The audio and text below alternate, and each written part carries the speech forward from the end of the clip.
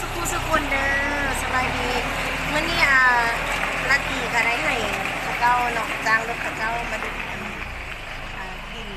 อยู่ต่อหน้าเฮือนระบายห้องน้ำเนาะระบายห้องอย่างก่อนตัวนะห้องระบายน้ำระบายน้ำเพราะว่า2-3 มื้อนี่เนาะ3-4 มื้อนี่ฝนมันตกหลายแล้วบัดนี้น้ำมันอั้งอยู่หั่นแล้วก็ท่วมหน้าบ้านเนี่ยละทีเนาะจนมาท่วมหอดที่นอนแล้วแบบนี้ตะกี้ก็เลยให้ข้าเจ้าจ้างให้ข้าเจ้ามาให้ห้องระบายน้ำมาติเบิ้งน้ำกันเด้อน้ำจะท่วมดังละตีแล้ว Oh no หันมาเด้อพี่น้องเอ้ย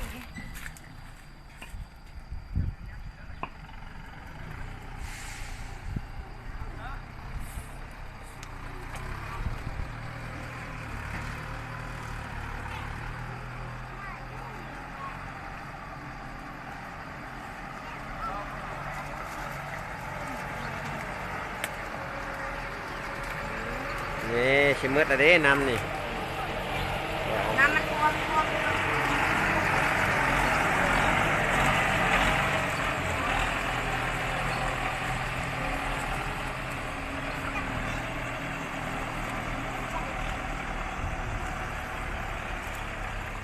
มีแต่เตรียมซอกเงินซื้อมังฮีนมาทอกสนี่อีกจังได้ช่วยรถบ่ผู้ใดใจดีมาช่วยเด้อโอ้ยผลกระทบจากฝนตกนี่เนาะเปื่อนหมด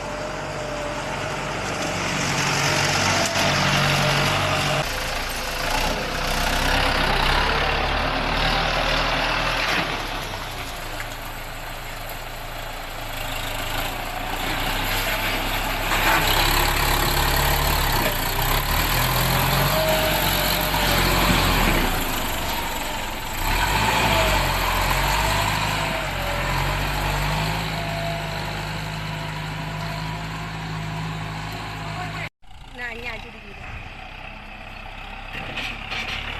นั่งดูกันเอา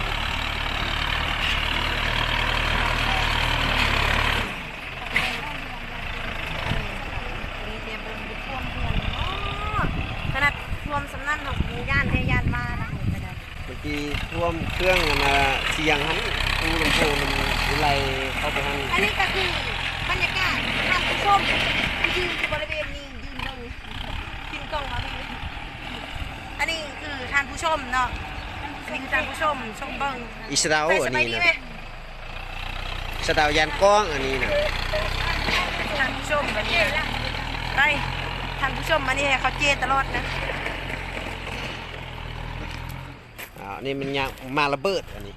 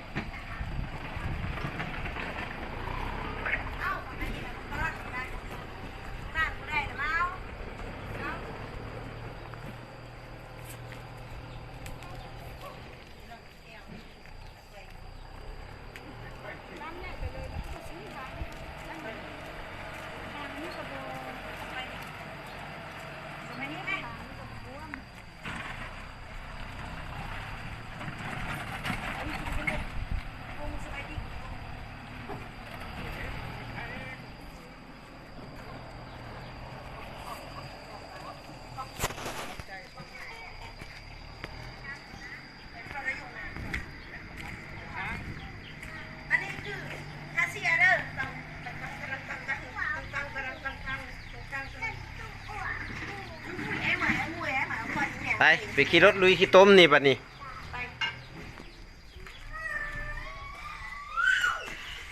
กัญญาไป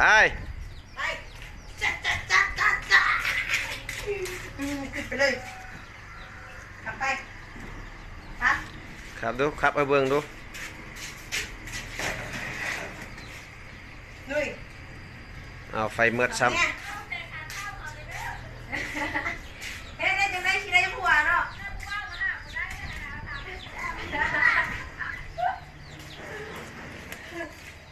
ตอนนี้เราไม่ได้ผัวยังห่างมันต่อไปมันจะเป็นเจ้าซะเนาะ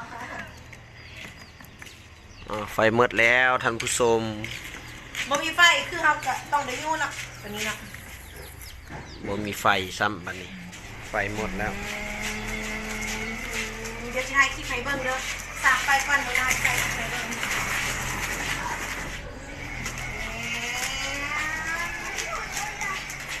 เดี๋ยวไปย่อนี่ก็ไปย่อ แดดออกแล้วบัดนี้